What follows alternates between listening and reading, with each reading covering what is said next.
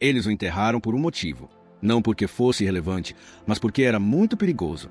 O livro de Enoque nunca foi feito para ser esquecido. Foi apagado, silenciado e arrancado do cânone sagrado não por acidente, mas por um desígnio deliberado. Não se tratou da remoção de um mito, foi a supressão de um aviso. Um registro do momento em que o céu se rompeu. Um projeto de desafio celestial. E, depois de lê-lo, você começa a entender o porquê. Este texto antigo não diz em que acreditar. Mostra o que foi perdido e o que foi libertado. Fala de seres criados em pura luz, aos quais foi confiado domínio sobre reinos muito além da nossa compreensão. Não demônios, não monstros, anjos, guardiões, observadores. Mas algo mudou. Neles, em nós. Eles não apenas observaram, eles desejaram. Eles não apenas guiaram, eles caíram. O livro de Enoque não é uma fábula, é um acerto de contas. Em suas páginas, encontramos a origem incontável da corrupção, não começando no homem, mas no próprio céu. Fala dos vigilantes, sentinelas divinas designadas para vigiar a humanidade, que romperam a hierarquia e desceram ao mundo da carne. Seu crime, união com mulheres. Mas sua queda foi mais profunda que a luxúria. Eles destrancaram cofres de conhecimento jamais destinados às mentes mortais. Segredos das estrelas, da guerra, da sedução, do poder. E as consequências ainda moldam o mundo em que você vive. Sua prole não era criança, eram abominações. Híbridos, gigantes, nefilins. Criaturas nascidas do sangue angelical e do desejo humano, cuja tirania transformou a terra em uma prisão de sangue e ossos. Mas isso foi apenas o começo. O livro de Enoque leva você ao tribunal divino, onde arcanjos ardem em justiça e os caídos são condenados ao abismo. Onde Enoque, o único mortal com acesso à arquitetura do céu, caminha entre as chamas e registra o que vê, o que ouve, o que o aguarda. Isso não é uma conspiração. Esta é a história cósmica, editada da sua Bíblia, mas nunca apagada da realidade. Nesta série, você caminhará pelas ruínas da verdade esquecida. Você testemunhará a rebelião que começou no céu e nunca realmente terminou. Você verá como o poder sem obediência leva ao caos.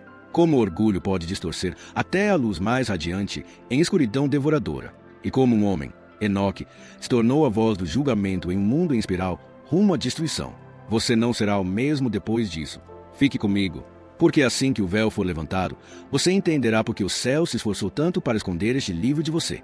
Eles nunca foram feitos para interferir, apenas para observar. Os vigilantes não eram como os anjos que frequentemente imaginamos, harpas aladas e vestes brilhantes. Não, eles eram seres de posição incompreensível, forjados em brilho, posicionados no limiar entre o céu e a terra, designados para monitorar o desenrolar da criação, testemunhar o progresso humano, reportar ao trono do Todo-Poderoso. Eles eram sentinelas da vontade divina, guardiões da linha que separava os mortais dos mortais. Mas a proximidade gera tentação. E, com o tempo, seu olhar se demorou demais. À medida que a humanidade se multiplicava, sua beleza também se multiplicava. Sua complexidade também. Os observadores, antes distantes e radiantes, começaram a sentir algo estranho ondular em sua essência. Desejo. Não curiosidade, não compaixão, mas uma fome que nunca foram projetados para possuir.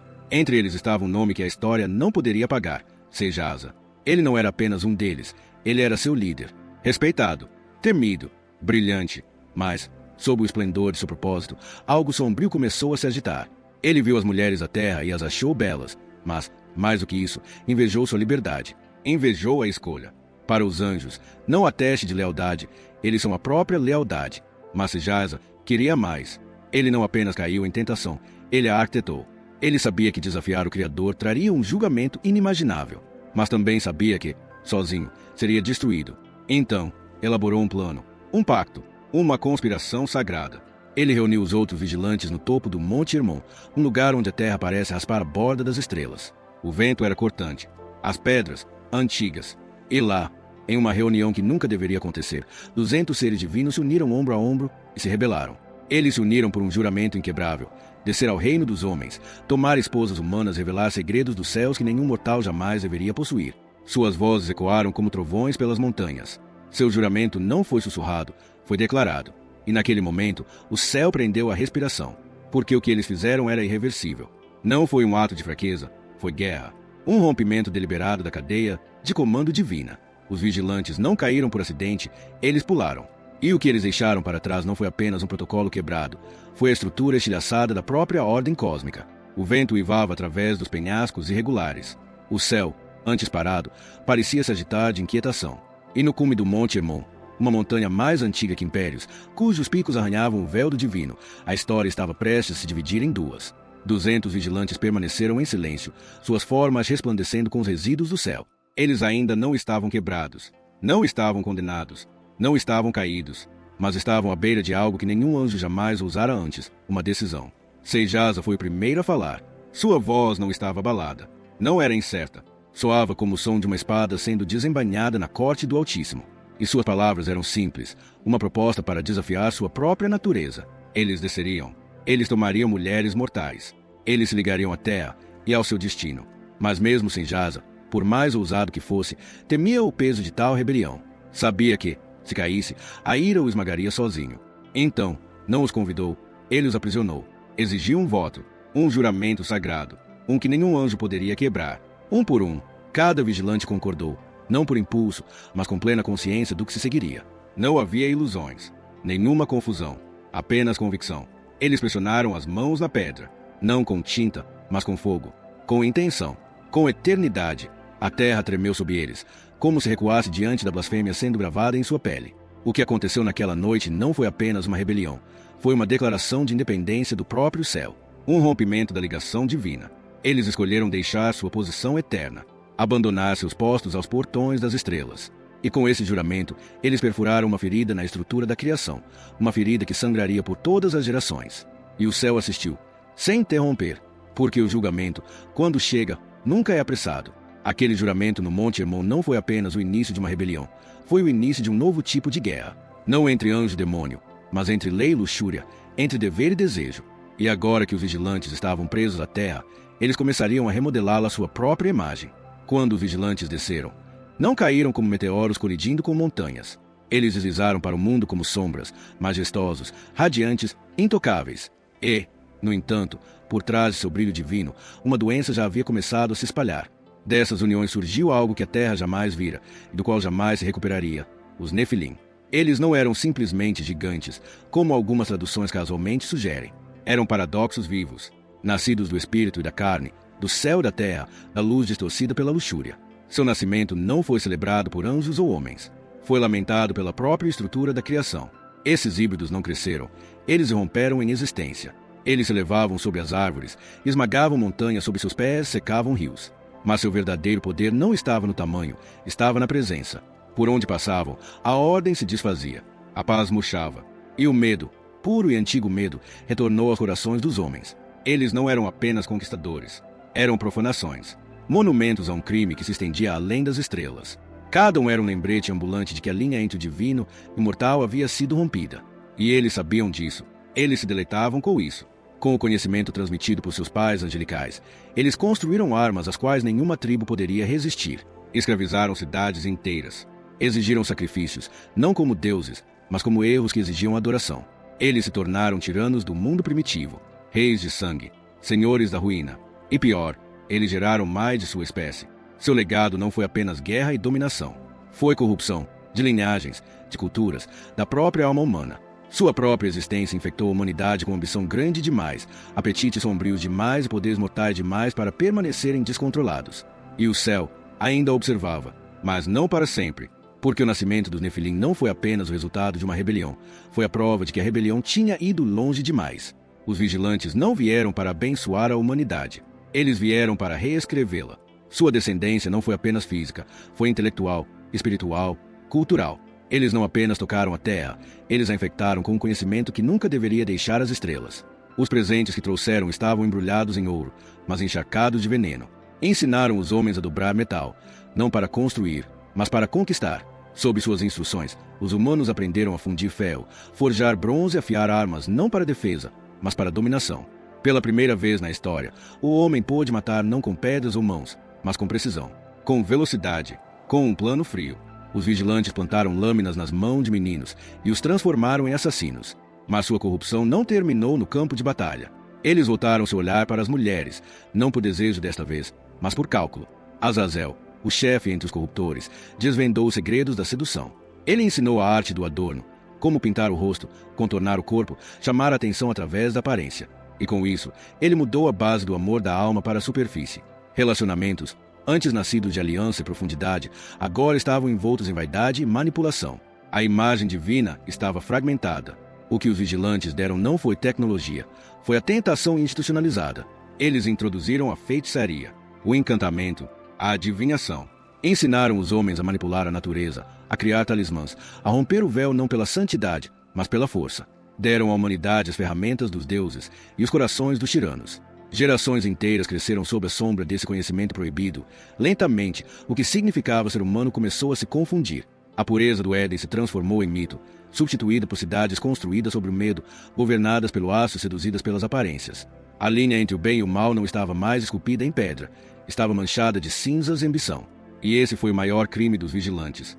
Não que eles deram conhecimento, mas que o deram sem sabedoria, sem moderação, sem reverência.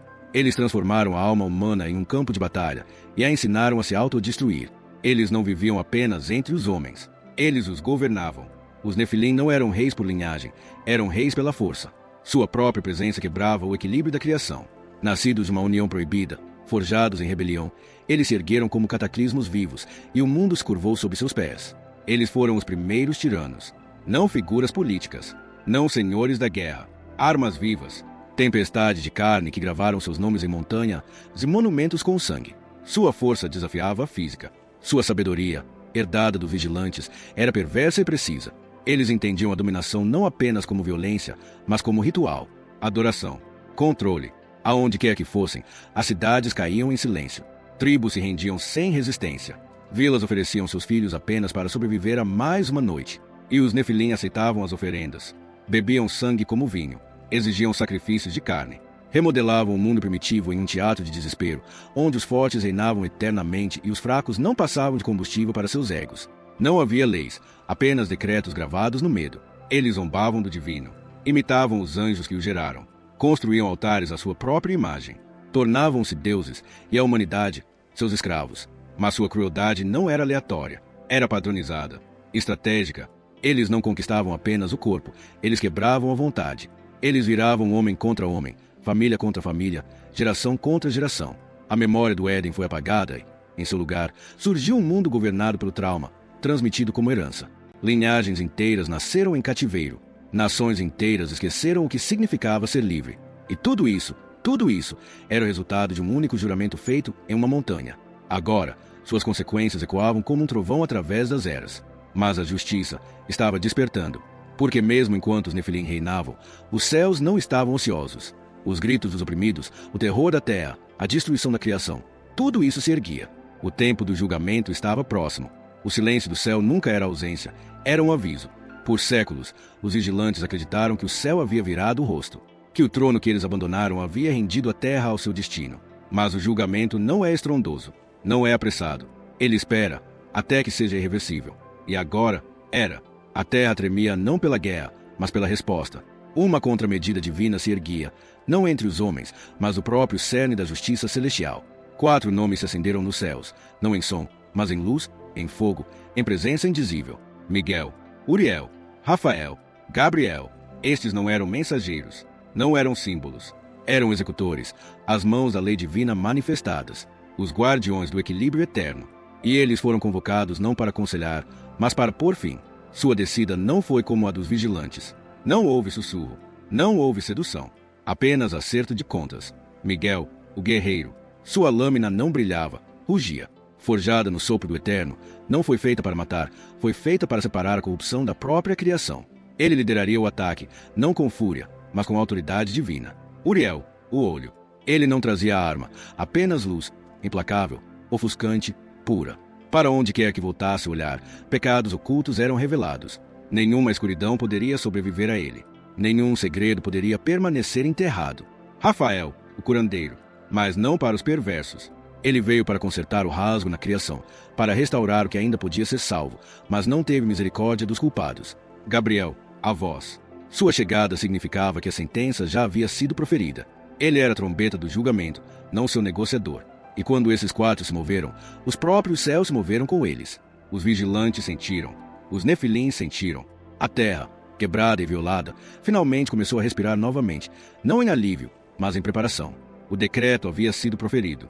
Os vigilantes seriam acorrentados, em correntes não de ferro, mas de escuridão, lançados nas profundezas. Seus nomes seriam eliminados dos salões celestiais. Suas posições seriam apagadas, seu legado amaldiçoado, e os Nefilins seriam apagados, não perdoados, não poupados, apagados do mundo em uma torrente de ira que afogaria seus monumentos, sua linhagem e sua memória, até que restasse apenas ruína. O que começara com desejo terminaria em destruição. A ordem divina não estava mais silenciosa, estava marchando. O céu não falou, ele chorou. A primeira gota não foi um aviso, foi um veredito, pesada, fria, antiga. Carregou o peso do julgamento, não apenas de uma geração, mas de um mundo que havia abandonado seu Criador. Os Nefilim, pela primeira vez, sentiram medo. Eles abalaram montanhas, rios divididos, construíram cidades de ossos. Mas agora, os céus se voltaram contra eles. O céu escureceu, não com nuvens, mas com silêncio. O tipo de silêncio que antecede a execução. Então a chuva começou. Não uma tempestade, uma purificação. Não caiu das nuvens, jorrou da ira do próprio Deus. O chão tremeu sob seus pés. A terra, antes escravizada, abriu a boca como uma criatura ferida ansiando por libertação. Águas subiram das profundezas. O céu desabou de cima. E entre os dois reinos, a humanidade estava condenada. Os Nefilim gritaram, mas nenhum exército veio em seu auxílio. Nenhum adorador, nenhum sacrifício. Seu poder não significava nada agora. Seu tamanho tornou-se sua maldição. Não havia para onde correr, nenhum lugar para se esconder. Os vigilantes, presos em correntes de escuridão, assistiram seu legado se afogar. Cada império, cada altar, cada semente corrompida, apagada em ondas. Mas não se tratava apenas de destruição. Isto era cirurgia. O dilúvio não foi projetado para matar. Foi projetado para purificar, para redefinir o código genético da humanidade, para expurgar as linhagens envenenadas, para apagar a influência da rebelião divina da história da humanidade. E, no entanto, algo mais profundo aconteceu. As águas não lavaram apenas a carne, elas selaram os espíritos. Os Nefilim, corrompidos demais para a redenção, antinaturais demais para pertencer ao céu ou à terra, foram condenados a vagar, desencarnados, inquietos. Seus espíritos, despojados de sua forma, tornaram-se o que alguns mais tarde chamariam de demônios, ecos de uma guerra esquecida, presos entre dimensões, sussurrando através das sombras, famintos pelos corpos que um dia comandaram. As águas recuaram, mas a memória permaneceu. O que emergiu da arca não foi apenas um novo começo. Foi um mundo eternamente assombrado pelos ecos de um pecado grande demais para ser esquecido.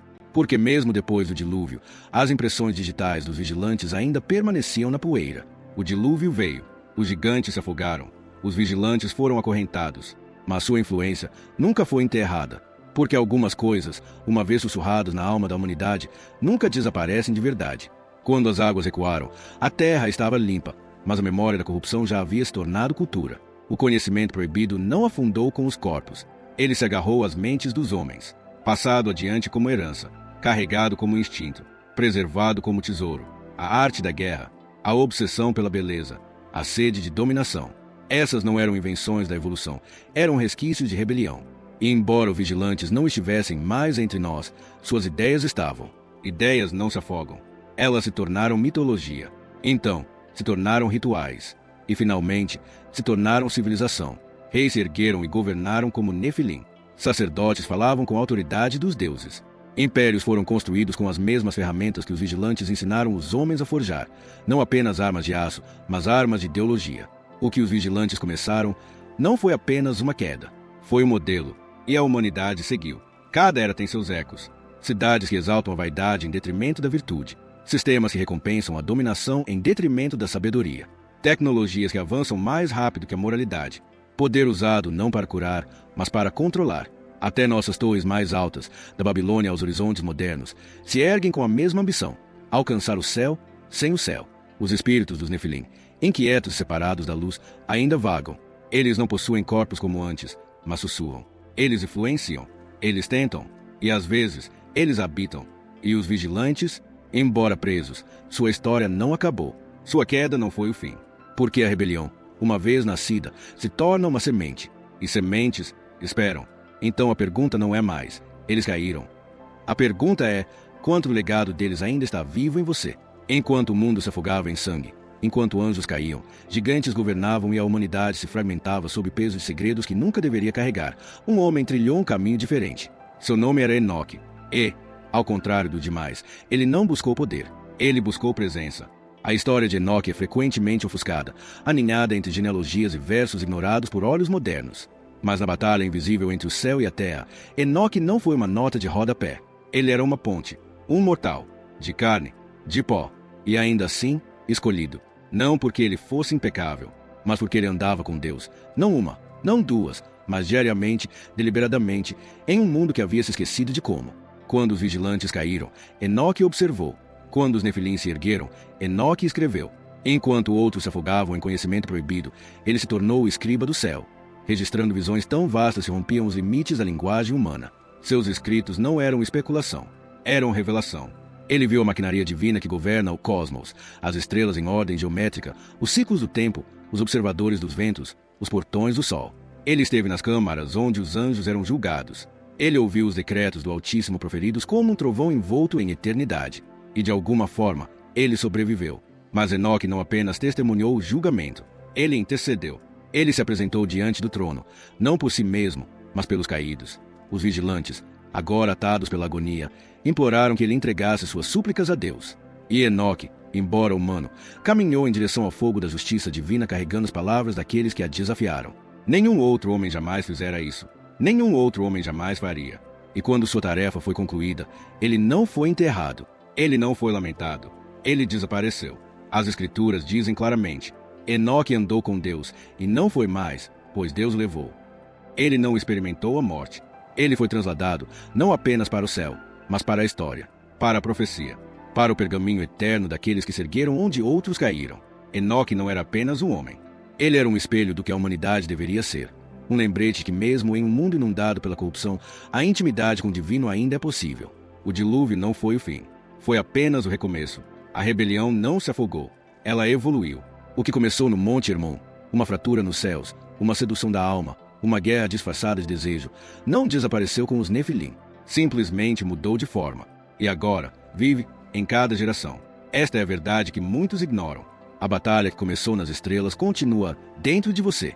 Não é travada com lanças ou espadas, mas com escolhas, com sussurros no escuro, com pensamentos que você não convidou, mas não pode ignorar, com tentações que ecoam com o sopro ancestral. Os vigilantes podem estar acorrentados, mas sua semente, seu projeto, pulsa através da história. Em reis que governam com crueldade, em cientistas que liberam poder sem consciência, em influenciadores que transformam a beleza em uma arma, em culturas que recompensam o orgulho em vez da humildade, o excesso em vez da sabedoria, o império em vez da alma. E ainda assim, os guardiões permanecem. Os arcanjos não se aposentaram. A chama deles não se apagou. Eles ainda estão de pé, invisíveis, eternos, segurando a maré, não apenas ao nosso redor, mas dentro de nós. Porque esta guerra não é sobre terra, é sobre lealdade. Não é sobre anjos e demônios em reinos distantes. É sobre a guerra diária dentro do seu próprio coração, entre luz e sombra, entre rendição e rebelião.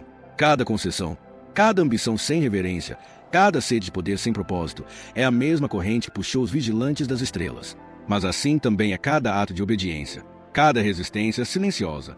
Cada vez que você escolhe a verdade em vez do ganho, o amor em vez do orgulho, a santidade em vez do instinto, isso se torna um golpe contra a escuridão que ainda se esgueira por trás do véu. Você não é apenas parte desta história. Você é um campo de batalha. E nesta guerra, a neutralidade é uma ilusão.